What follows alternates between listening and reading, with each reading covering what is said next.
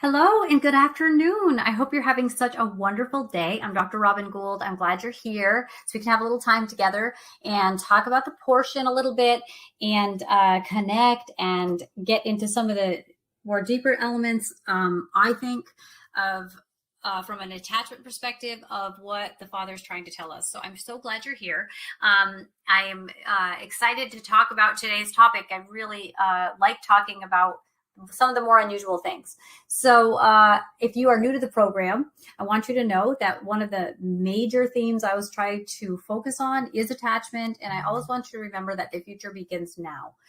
Whatever it is that you have been doing or thinking or not doing or not thinking, this is your moment to go to that next level or come down a level. Whatever it is that you need to do, the future begins now. So we can start. So I'm glad you're here. Okay, so today's Torah portion is in the book of Exodus. And so this is kind of exciting because it talks about the temple. And that's, to me, a really fascinating topic.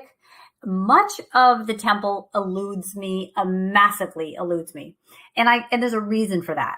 A reason I don't despise, and I think it's really interesting. Now, I'm going to tell you, when you want to learn about the temple, some of my favorite teachers are going to be like Dina Dye and Rico Cortez. And Joseph Good, right? These are temple experts. These are the people that I go and listen to them and retain, 2.6% because it's so involved, but I get what I need and they are great teachers. Don't let my retention rate imply or impugn their teaching abilities. They are amazing.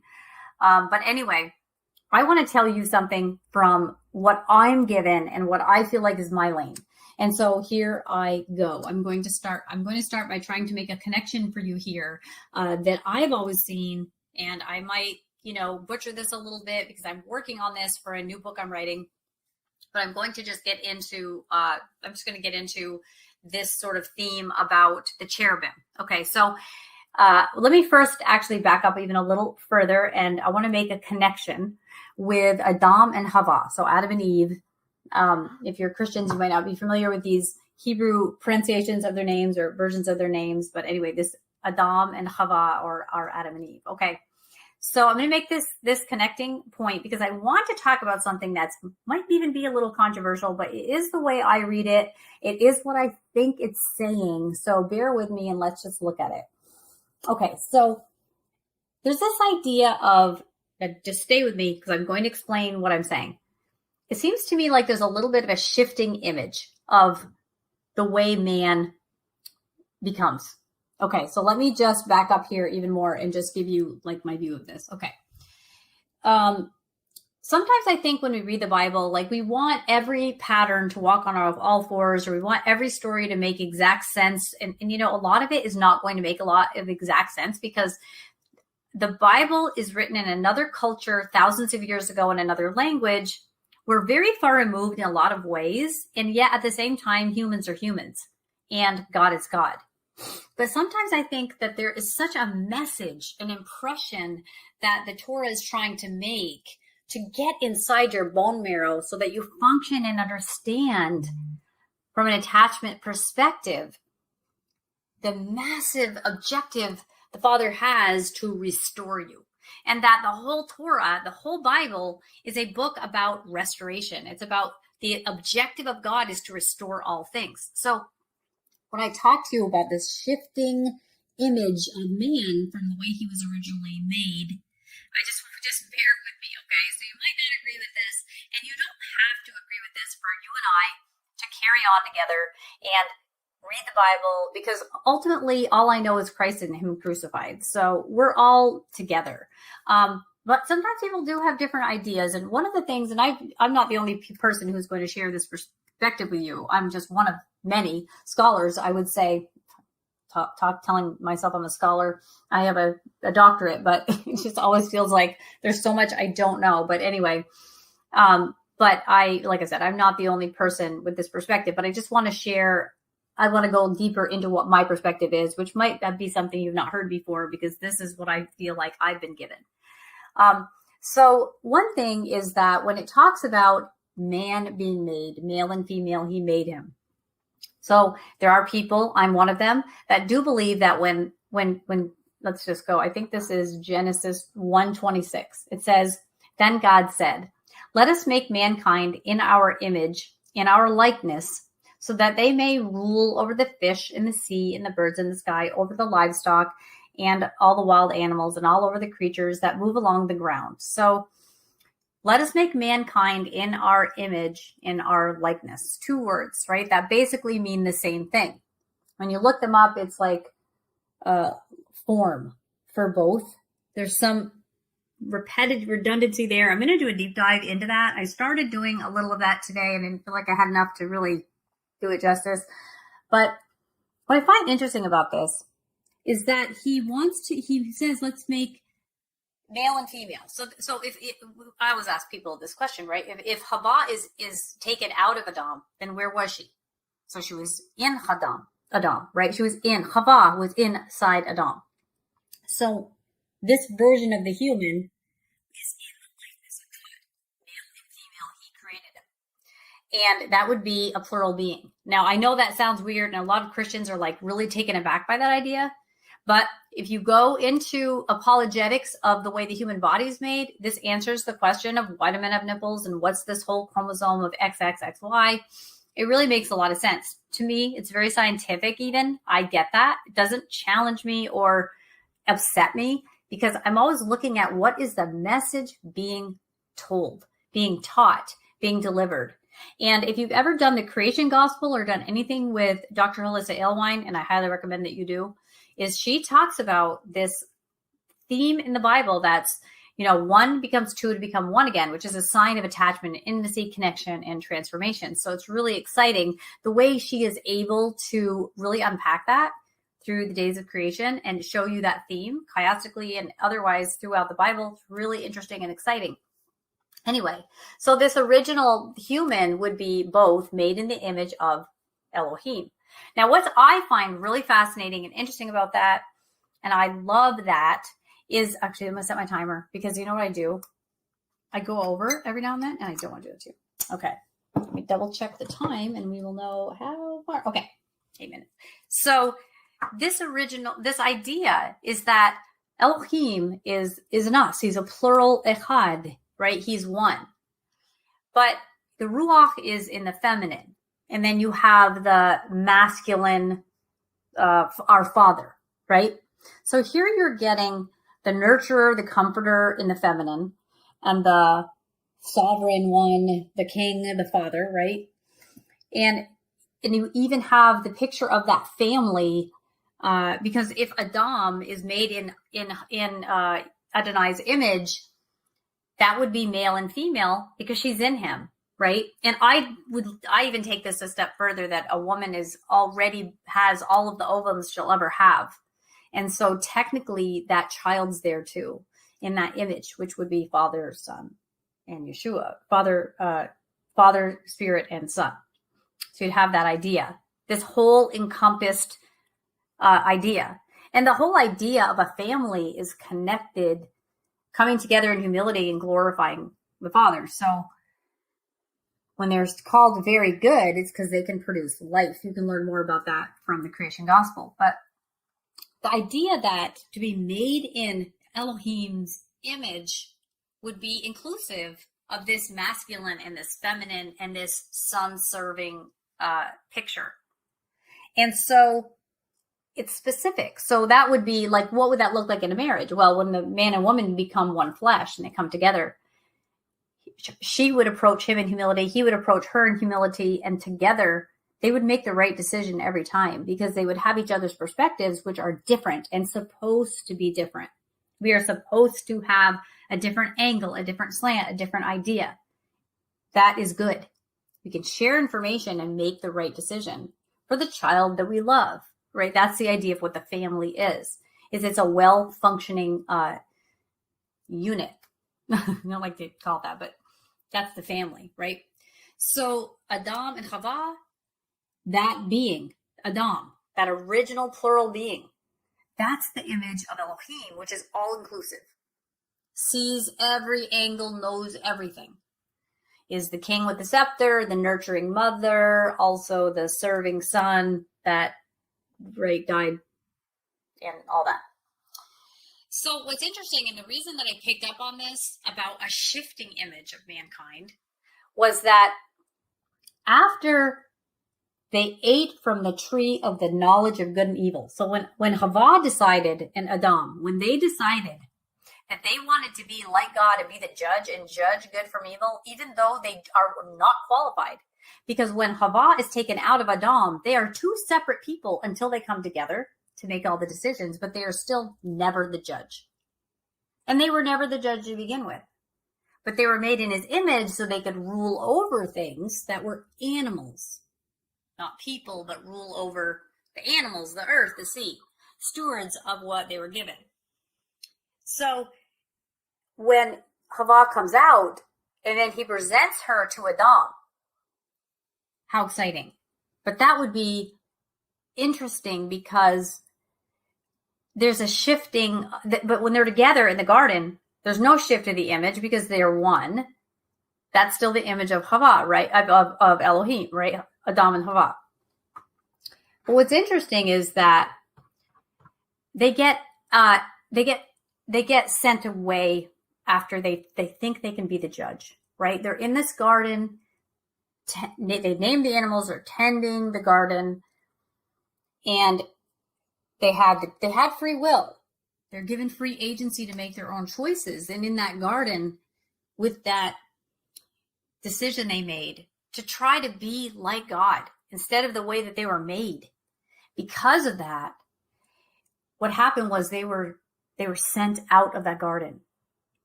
And the two cherubim were put with the flaming swords, right, to protect them from going back in, lest they eat off the tree of life. So I would say they weren't restored yet. And you don't want to eat off the tree of life. That wouldn't happen yet until they are restored. And that there were steps to restoration that still need to be done. But then it says in Genesis 5, verse 3, this is what kind of led me to this.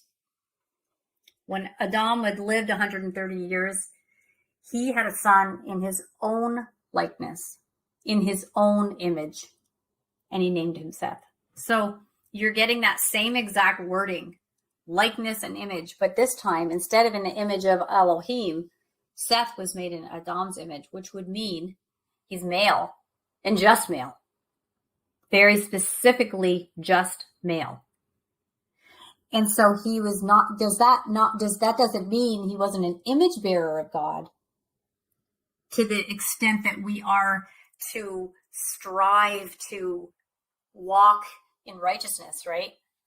But there's something very specific that the text goes out of its way to say, that Seth was in the image of Adam. No longer was the human a plural being with everything. And they were also not in the garden. And they were prohibited from going back into the garden at this time, at this juncture. I would argue, and I would be very justified in classes I've sat in that have taught me this, that restoration is basically getting back to the garden. And I'll call my attachment stuff garden language. It's about being restored out of the false self, the judge, all of the false selves that we do to try to fix ourselves, because we're not really acknowledging that the one that our great physician is Elohim. Anyway, we're going to circle back to that, but that's where we start. Now, today's Torah portion would be Exodus 25:1 through 27:9, and we're just going to take a few sentences here, and I'll make a point that I feel like is really important to make. So it says here in verse 17 in chapter 25, or verse 17, just read a few sentences here. It says, "You shall make a mercy seat of pure gold. 2 cubits and a half shall be its length, and 1.5 cubits its breadth. And you shall make 2 cherubim of gold, of hammered work shall you make them, on the 2 ends of the mercy seat. Make 1 cherub on one end and the other on the other end, and of one piece with the mercy seat shall you make the cherubim on its 2 ends. And the cherubim shall spread out their wings above, overshadowing the mercy seat with their wings, their faces to one another, toward the mercy seat shall the faces of the cherubim be. And you shall put the mercy seat on top of the ark, and in the ark you shall put the testimony that I shall give you. Oh, that just moves me. There I will meet with you, and from above the mercy seat, from between the two cherubim that are on the ark of the testimony, I will speak with you about all that I will give you in the commandment for the people of Israel. Okay. So the cherubim, when you read this, you'll see these cherubim show up in these three places. So you have they're defending from entry into the Garden of Eden, right? So they're in one of the layers of the coverings of the Mishkan, and the veil. The cherubim are embroidered on the veil for the temple. And of course, there we have the mercy seat, right? So it's really sacred. This is such an interesting idea. But the fact that it harkens back to something at Genesis that keeps them out tells me it's an attachment message. It's an attachment principle. Everything about the garden is about attachment. It's about that original situation. And so it must be about restoration. Being securely attached is to be restored to all the goodness. To be restored is to be returned to anything is returned to its former state. So I want to talk about this. First, let's talk just really quickly about the pillars of attachment so I can make my point of what I'm trying to say to you. Because I would like you to connect with this Torah portion. Some people feel like they really don't connect with it because it's like, this is weird. There's like showbread. There's all this stuff. What is this? Even people that have toured, virtual temples, they even still feel like it just seems so mysterious. But I want you to connect with something. I really actually want you to connect with the mystery, to be honest. But there's three, what I would say, and this is in my new book. I'm going to read it as I wrote it, actually, the 3 pillars of attachment. So for healthy attachment, by simple definition, is knowing and living the reality that you and others are, number 1, capable, number 2, deserving, and number 3, enriched by the relationship. So these 3 pillars are inextricably linked and foundational for healthy attachment to form and exist. So here are the elements. So to govern healthy attachment, the elements that govern them would be number 1, trust, number 2, compassion, number 3, empathy. So you have to have those things to make the pillars stand, right? And these components must be present consistently and simultaneously, and be active at all times, like consistently, for healthy attachment. So now the effect would be that these relationships are healthy. They allow for growth, vulnerability, exploration, and the goal would be fruit, and the joy of the Lord, right? The intimacy. Okay. So let's break that down a little bit and think about how this relates to our relationship with our Father, right? This is important. This is really important. Attachment to our Father is outside of religion. Though there are elements of religion that can help us with some of this stuff, some of it doesn't help, right? We've all seen things that go too far and become the thing instead of God being the thing, right? So the idea of capable, what would capable mean in a relationship? So a relationship that I have that would need that I would want to see if it was healthy. Is each party in this relationship of the 2 people, are they both capable of having this relationship? There are people that you love and adore, and you won't leave them nor forsake them. But as far as is it a healthy attachment, this relationship? Well, if that other person or you are not capable of investing constructively in the relationship, you're not going to have a secure attachment. Not because that person's a horrible person, but because they lack the ability. Okay, so that's not going to be a secure attachment. It doesn't mean you're not attached to them and you don't love them, but it means that the relationship isn't going to function as a healthy relationship with all the parts. It's just going to have part of the parts. It's going to have the love, the most important part. It's going to have that. But what we're talking about is a functional relationship. Okay, the second pillar, right, is deserving. Each person deserves the relationship. meaning value. Does each person know that they deserve a good, healthy, connected relationship? Do they each value themselves? Do they each know that they deserve love and compassion and empathy and all of those elements I mentioned before?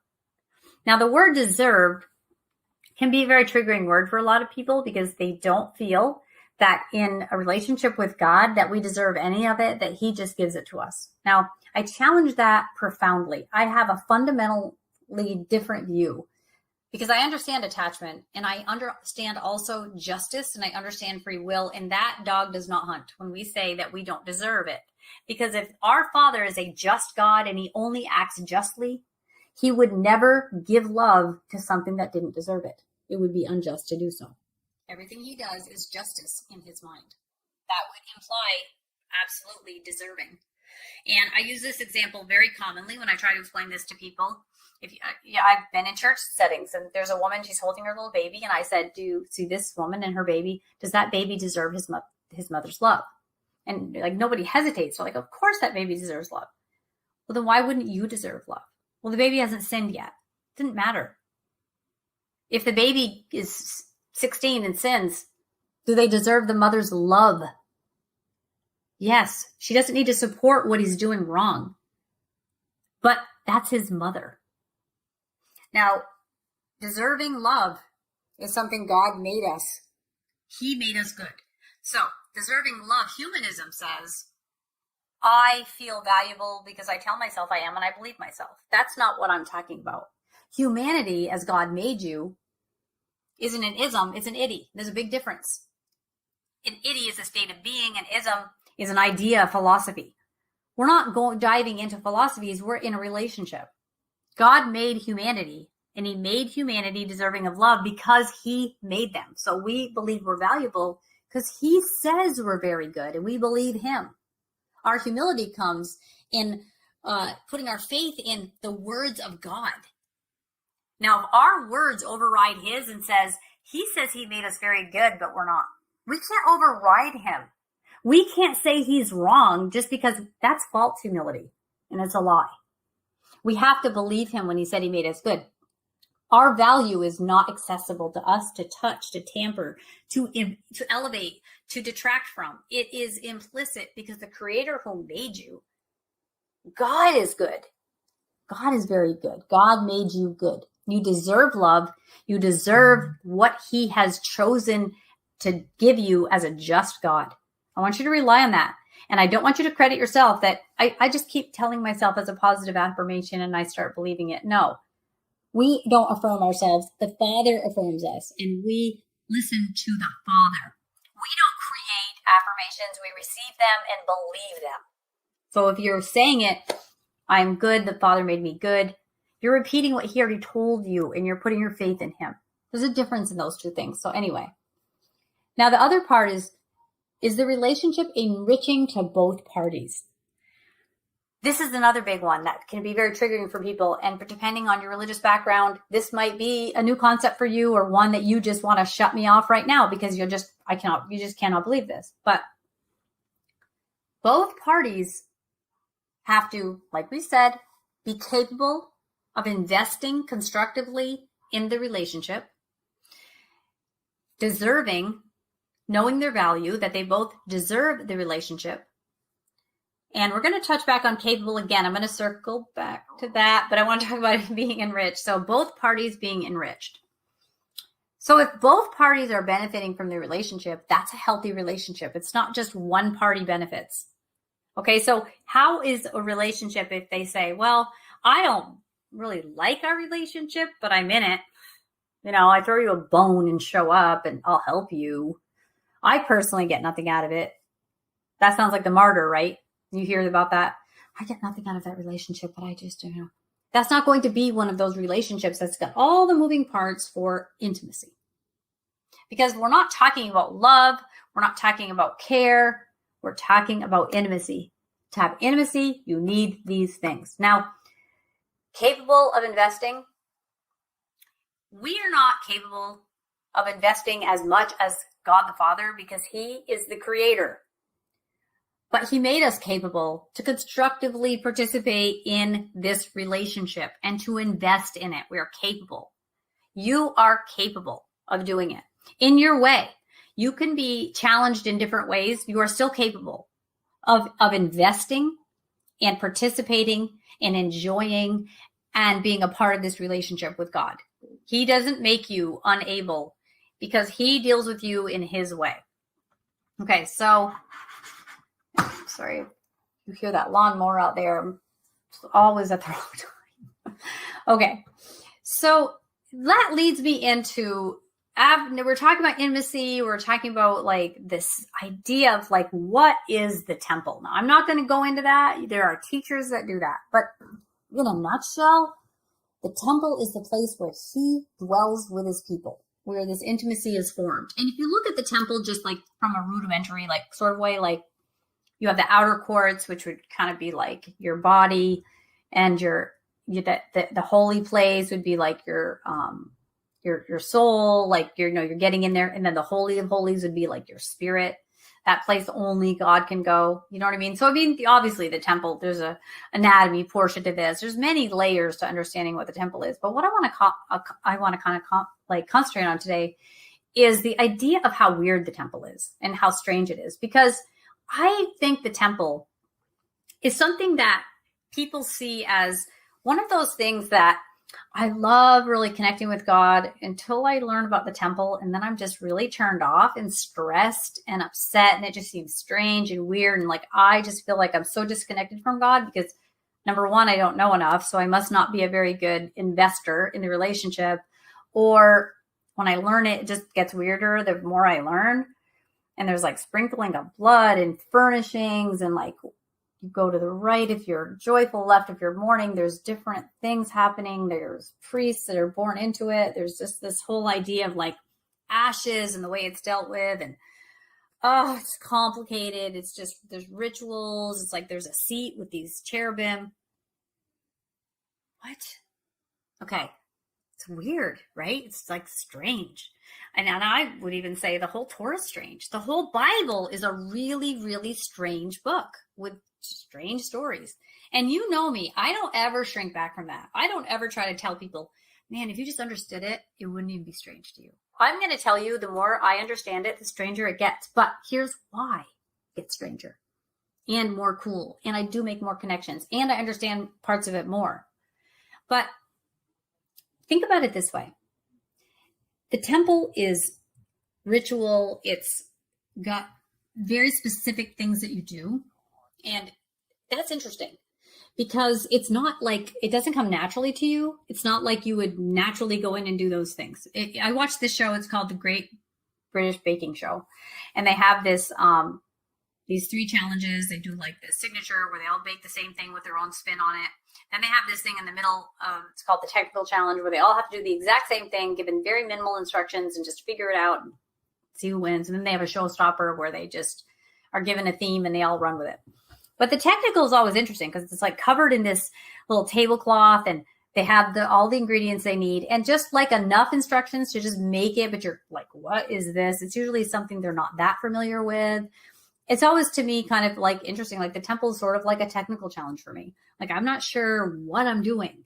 And it's just so strange and mystical and just, it's like, what? Now, when you go back to attachment, capable. We are capable of loving God because he loved us first. So yes, we are capable.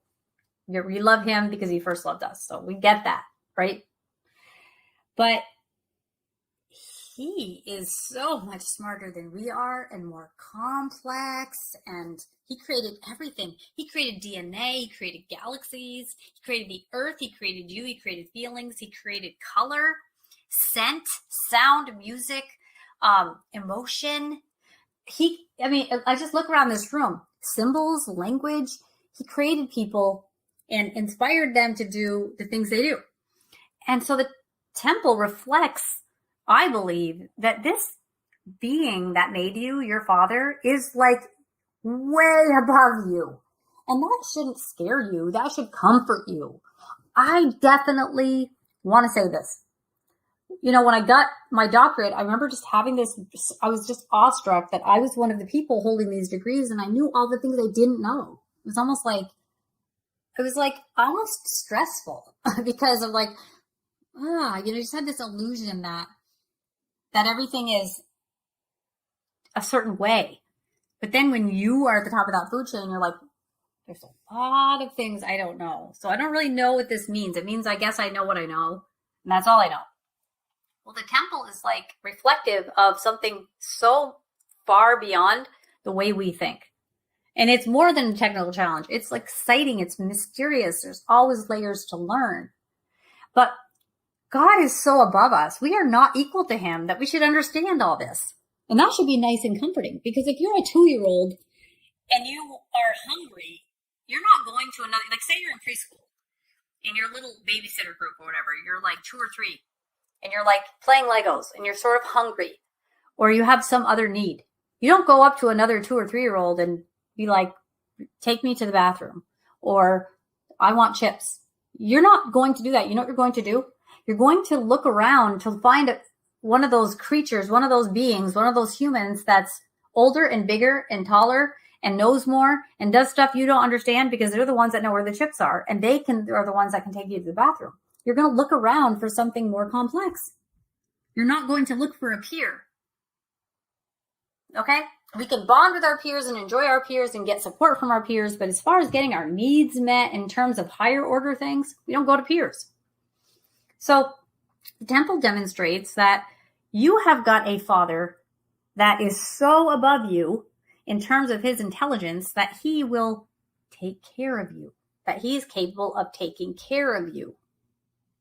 Do you know how important it is to know that your father is capable of taking care of you? Well, the best way to be that is to picture being a 2-year-old. And just think when you're like a toddler. And just think of, if you could ever just imagine you're a toddler. You know how you have kids and you see life through your kids' eyes and you're like, oh my goodness.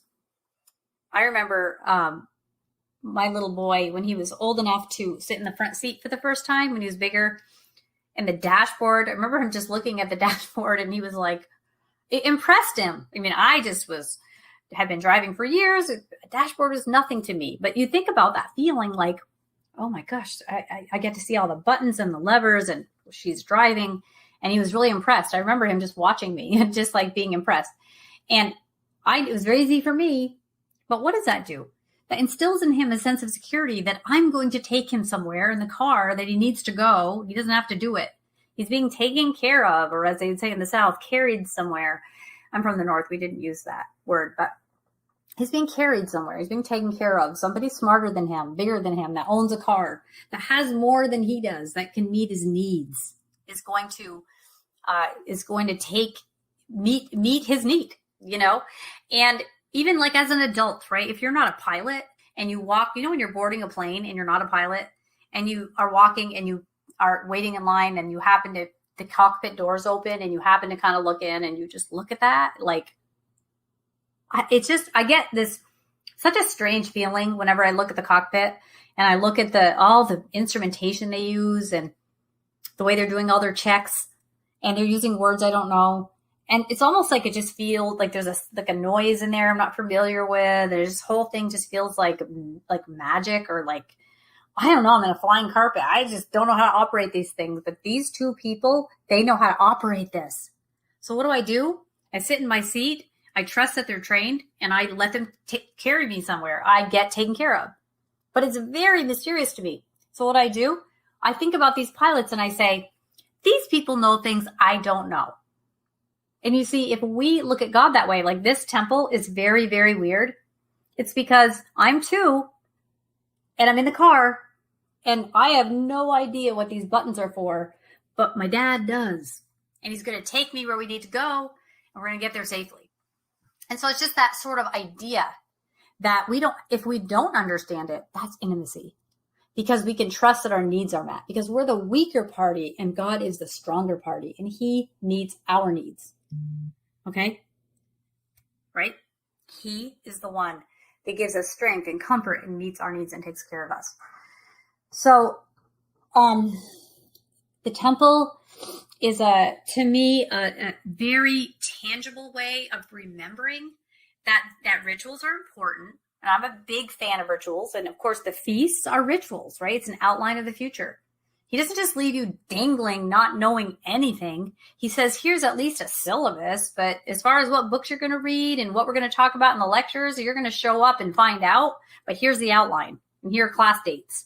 Show up. I'm going to show you. You're going to see what you need to see on that day. So he doesn't leave you unprepared, right? Yom Kippur comes around. It's like prepare, repent, be ready for this day. And stuff's going to happen. And stuff happens on these days. Events occur on the feast. Because he doesn't just leave you completely, dangling and every day is the same. He gives you a solar week to count Shabbat. He gives you a lunar month to count the months. He gives you the feast cycle on the agricultural calendar of how to do these things. And he gives you ways by which to measure. And it's exciting and it's really different. And it's not the way that we would operate. But when we get to go into some sort of system and there's a ritual, everything has a ritual. Going to the grocery store is a ritual. You walk in, you grab a cart, you wipe off the handle, you go up and down. A lot of people have their own way. They start at one end of the store or the other, but this is the way that they do it. And they buy these things first and these things last. And then they do this and they might say hi to the butcher and they might not. It might be something that's your ritual or whatever. And then you're going to stand in line and then you're going to wait. And then you're going to put the stick on the aisle that separates the groceries. And you're going to have pleasantry talk with the person in front of you. And you're all going to roll your eyes at each other when they run out of tape because it happens every single time I ever go to the grocery store ever. And then you're going to put your stuff on and ring it. And you're going to have appropriate conversation. You're going to push your pin in with your thing. You're going to hear a beep. It's like everything is ritual. And when people move, they look forward to rituals they know, right? So I moved to Florida. I used the same bank, that I used in Tennessee. It was kind of like reminding me of going back to Tennessee. So I'd had this little pause there in Vermont. Going back to rituals, things that we remember, and they evoke in us some sort of our memory. So when they would go into the temple, and they had the worshipers, and they had all the furnishings, and everything is just like sacred and different, and nothing like your regular day. You're going to go in, and you're not going to have regular thoughts. You're going to give yourself permission to go into this more mysterious part of you, this part of you that's like, what? You're not going to be like, every time I go, I sit at a baseball game, this is how I experience it, this is what I eat, this is what I do,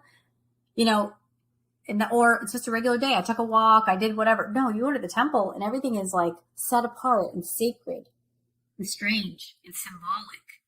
And so it's going to bring about in you different feelings, different biological things. It's really important, I think, to remember that God created our bodies to respond to things, to hunger, to thirst, to heat, to cold, to loneliness, right? Like all these things are all incorporated as He made complete people, as holistic organisms to be His image bearers, to walk through a life that He can watch and enjoy and participate with us and just, it's to Him, He benefits.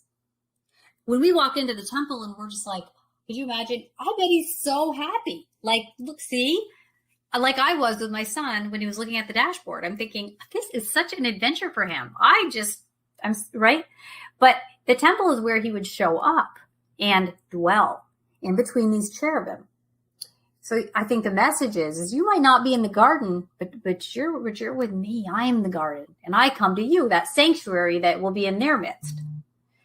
And this is part of that process of restoration. I feel like that's a message that's kind of in the wind here that we shouldn't forget. That this is a message of like those cherubim in the mercy seat, and in the Ark of the Covenant is the testimony. My heart for you, the way that we commune, this special, secret, sacred place. I just think that's awesome and amazing. And it's not something that should make us feel disconnected from Him, but like in awe of Him and safer because we don't get it. Because we have a parent that does. And that He is letting us in little by little. We get wisps and whispers of these secrets as we learn, we go, as we're ready. The stuff, I feel like it gets in. And so when our image shifted, and because we were that plural human, And then we were separated, man and woman, and we come together in humility. But then we were no longer in the garden, so Seth was made in Adam's image. The message is we're on the road to restoration, because the garden exceeded the abilities given free will of the people. Now, the Father didn't set people up for failure. He set people up for choice. He wanted something out of it too, I believe. Now, I'm speaking from my opinion. Okay. I believe that God the Father made himself vulnerable to rejection on purpose and gave you free agency to reject him so he could enjoy the relationship with you. He will restore all things. He says he will. But I think that he put you in the garden, he gave you free will, and it exceeded the abilities of the human. Now, that wasn't God setting you up for failure. It's God saying, here's you in the garden, and you're given the choice for this, and you choose it. So now you can't go there. So let's make an example in our life, right? Like, we limited technology back. Remember when Game Boys were really popular way back, but when our kids were younger, we had given our kids a Game Boy. And I swear I didn't see that child for 2 days. Like, where's the child? Like, he's in the Game Boy, literally like in the Game Boy. It's like, okay, that Game Boy is exceeding his ability to function as a family member. And that's got to go. So I took the Game Boy away, and then we allocated it little by little until they had more control. But boy, that took over, right? That was like not good. And so we made that choice because we felt that being a part of the family was more important than, endless banal hours wasting time on a Game Boy. So that's called parenting, right? If something exceeds our child's abilities, we're a good parent. We're going to remove the situation from the child until they demonstrate that they can handle it. But I think the Father understands we're just not ready to handle that. And he knew that, but he wants to show us, but I'm going to make you anew. I'm going to restore you back to that place of that garden. You have sovereignty over that garden, and you can handle it. You can be, because you can be around that tree, and you can even eat off that tree because you'll be in a restored state. But right now, you're going to work and toil until and enjoy and celebrate and grieve and mourn and go through all of these things in life. You're going to go through all of that by design with me. I will travail with you. I will send myself to you and walk this out with you. And so that's what a good parent does. Because the parent, when we removed the Game Boy from my child, we weren't punishing the child. We were trying to protect the child. We were trying to keep him safe from his choice. Because we were smarter than he was, and we knew what he needed. We knew that was not what he needed. It wasn't bearing good fruit. And so, no, he can't have that now. And so our Father is a good Father. He doesn't punish us. He restores us. And sometimes in the steps of restoration, we experience deprivation. We experience discipline, refining. We have to go through things. Ecclesiastes talks about, like, what's the point of everything? It's all vanity. When something's limitless, it's like got no value to you. One of the things in the earliest part of our marriage, David and I, we always go back to those days because I remember, you just didn't even have anything, and you just had like Chinese food once a week, and how fun that was as a little family. And just like, those are, it's one of the best ways to ever start out anything, is to really have to earn what you're getting and then just really enjoying it. And that's how you really start understanding like joy and accomplishment and victory and like work and reward. I mean, you just get that, right? That's what gardening is. That's what agriculture is. You plant, you sow, you till, and you reap, and then you eat, and you're proud. When you ever garden, people love, they planted these vegetables and ate them. And that's just by design, that you feel good about it. And that when you work really hard, you sleep really well. And all of these things are just part of this human experience that all of life is worship, right? All of these things are about being image bearers of God. And all of this is walking toward restoration. This is the way he wanted it to be. And so we are doing it. And we go through hard times. We're going through a hard time right now, globally, in your state, in your hometown, within your family, right? We have this plague that we're dealing with, and it's really difficult, and different people have different opinions. So of course that adds to the separation that we have. And you know what? The Father's going to intervene and restore. He's going to correct. He's going to discipline, refine, do whatever he needs to do. But he tells us about the temple. He takes us to this mystical mystery. Like, don't misunderstand the word mystical there. But this whole idea, which I don't mind that word, but I know it triggers some people because they might think I'm going down a road I'm not.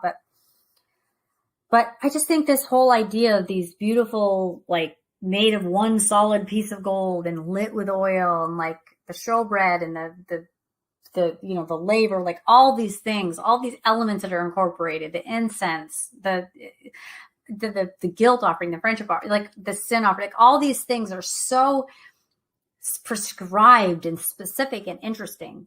And I just think it's interesting that the people, the Levites who didn't worship the golden calf, were the ones charged with this, but then they're born into it. So it's never an argument like, who did you pick to be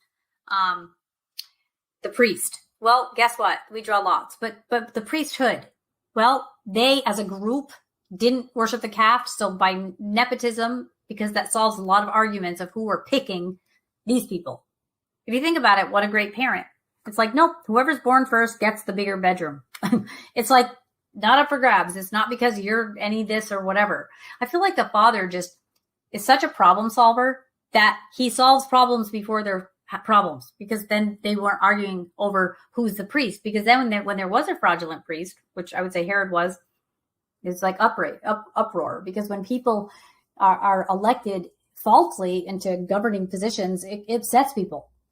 So this was one way. It was like a monarchy of its own, of the way that people were put into these positions to run the temple. And it's a huge responsibility. A really, really huge responsibility. I remember one time my husband and I were in Israel and we were visiting Shiloh, and we were there. And I'd been there like a bunch of times, but this was my husband's first trip to Israel. And so we wanted to go there, but it was like so freezing. It was absolutely bitter, bitter cold. And none of us really expected it to be that cold because the weather just kind of turned. And so when we got there, no one was I had dressed okay, but not everybody was always dressed like for this freezing day. And you think back to the fabrics and technology that they had back then when this, when the tabernacle was, and they probably felt pretty similar to the way we felt that day. And I remember just thinking, walking from the top to the bottom and all the things, it just was cold and hard, and it was a lot of suffering. And it was like, boy, to even do this was just so much work.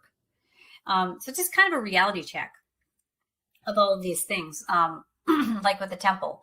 So when you see the temple, when you think of the cherubim on this precious seat where the heart of God's inside, because it's how he and us, it's how he says who he is and how we can function with him and how we can walk through and be safe on this earth. Like, that's his way. This cherubim protected us from the garden of going back to that Game Boy when it would ruin our family life.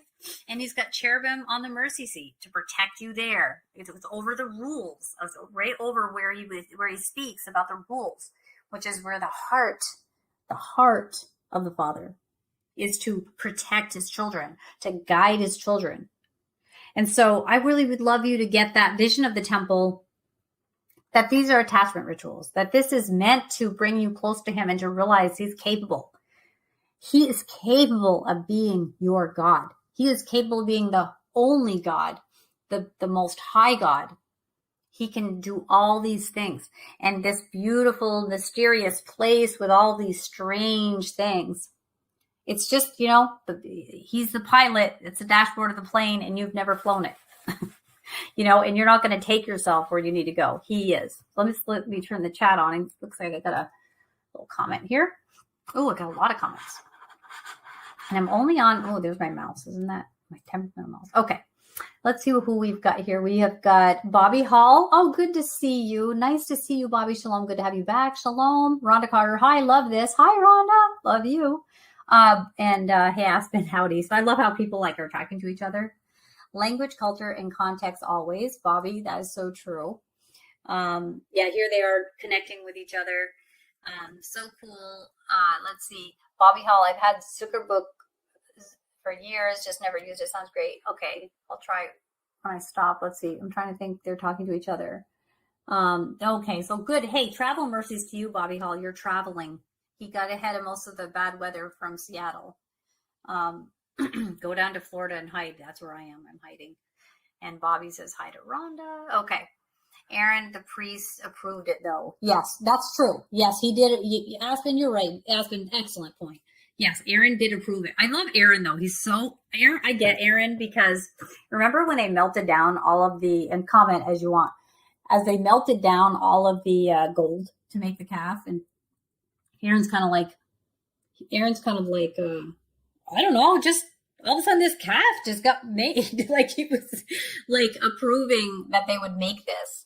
But the Levites themselves hadn't participated. Isn't that funny how the leadership, I'm so glad you made that point. I'm going to tell you this one little story, actually. Bobby Hall, you're truck drivers. Oh, I love truck drivers. Good for you. This one quick story that I just think of Aaron every time I think of this, but I have this, my mother's sister and my cousins has a daughter, and I remember this story. It's like one of my favorite stories, and it always makes me think of Aaron. I mean, I make connections because I'm one of those peculiar people, but she was probably two. She had, I'm sorry, terrible allergies because I just mowed my lawn, as you could hear. She had taken a permanent marker and like drawn over her arms, and of course, spent a lot of time doing it. There was a lot of marks, and her mother went in and said to her, let's say her name was Susan, right? I don't want to give up names, but she said, Susan, what have you done to your arms? And she just like looked down and she was like no idea. Like, I am just as surprised as you are. It was that story is just so funny, but that was kind of like the way I felt like Aaron was. It was like, oh, this is a shock to me too. but no, Aaron had approved it. And this is an example, too, of leadership, right? Leadership as a dynasty comes with all of its problems, too. I mean, maybe it solves the problem of choice, but it doesn't solve the problem of just people being very errant. And that's where, of course, our leader is Yeshua, right? Our Adonai is our one high God, and no leader is ever going to have everything right. Every leader is unteachable in one way or another, so that we don't really ever rely on our teachers. They're just people, and the Father gives them some stuff. I'm sharing with you stuff I feel like I get. I can't promise you it's right. I can say that I study it pretty hard. Then God had them grind it and drink the gold. I know I would not enjoy that. Talk about heavy metals, right? So yeah, that was such a good point so I just give you things that I feel like I understand. So as I'm reading things, I'm always reading things through an attachment lens. So I'm always going forward in attachment. Like, how is the Father restoring people with this action? How does this demonstrate that he's capable even when they're not, but he decides they're capable of what he wants in the relationship? They're able, they're deserving. And these are these pillars of attachment, and they're both enriched by the relationship. So I want to close on this point. The Father doesn't just throw you a bone and deign down to stoop to your lowness because you're disgusting and he's just nice to you because he's good. That view that so many religions promulgate really triggers me. It's very damaging because not only is it not at all true, it damages people's view of themselves, which actually damages their view of God, because he made people very good and he wouldn't create junk. And he has never created a junk human ever. And so you are worth his love because he made you. And because he made you, you can't take that worth away from yourself and you can't increase it. I want you to find comfort in that. I want you to find humility in that. Do you see how that is? You're very important. You're his whole world. But be humble. It's just because he made you. And so you walk in the value that has been given you because it's implied, it's implicit. This is implicit value that you have. And so Google Earth, Mount Sinai, or Jebel at Laws, and you can see the golden calf altar and so much more. It's amazing God saved this for us to see. I know, I love when there's things in the earth that you can actually see. And just even, I love that. There's so much. Sometime I'm going to share some pictures from some of our Israel trips about things we saw. And it's really an amazing feeling to be like, this is where this person was and this happened. And it's really exciting and really, really interesting. And yes, thank you. Yes. Oh, well, thank you. I hope that you guys enjoyed this today, because I want you to know that when God says to love him with everything that's in you, do it. And when he says to love your neighbor, do it. And when he says to love your neighbor yourself the way you love your neighbor, do it. Those 3 things are the pillars of attachment. Love yourself, value others, and know that your needs are completely met and you are worshiping God. We don't worship each other. We love God with everything in us. We love our neighbor as ourselves, which is as people. But we understand that that is how we attach to the Father. And he has created his dwelling place that's beyond our comprehension, so that we can remember he's the pilot. He flies the plane. He is not only trained, he invented the plane and the sky. And we can be safe, and we are safe. And we love him because he loved us. We don't take pride in that. We take joy in that. And the joy of the Lord is our strength. And we're strong when we know that our God takes care of us. Our God meets our needs. Our God is big. He's huge. He's amazing. He made everything. We don't understand it all. That does not make anything about the Torah, does not render it as a book that isn't quite awesome. It makes it even more awesome. And it always reminds us that there is a search. And there's even numbers in the Bible that connect to meaning, so that you could even be, massively autistic or some sort of number-based cognitive function, and you're still going to get there because he speaks to us and he loves you. Yes, you. And so I want you to just really wrap your mind around that. Don't let the temple scare you. Don't let the stuff that seems like you don't understand it because it seems crazy, or it seems like strange, or it just seems like something that just must be wrong. That person probably shouldn't have been killed or whatever. Don't ever, ever doubt that book. Doubt our interpretation of it for sure, and continue to search and seek. But you are safely attached and embraced. You are that sheep that the Father has slung on his shoulder. He went out and got you, and he brought you back to the freshest, greenest pasture. And he will never leave you nor forsake you. So I want you to just keep that image. So every time you see something in the temple that you don't understand, I want you to study it out for sure. Enjoy the search, but rejoice that you're never really going to get to the bottom. This is a God that's made the ocean and gave the shape to each little tiny grain of sand. This is a very big God, and he has got you. He's got you right in his hand.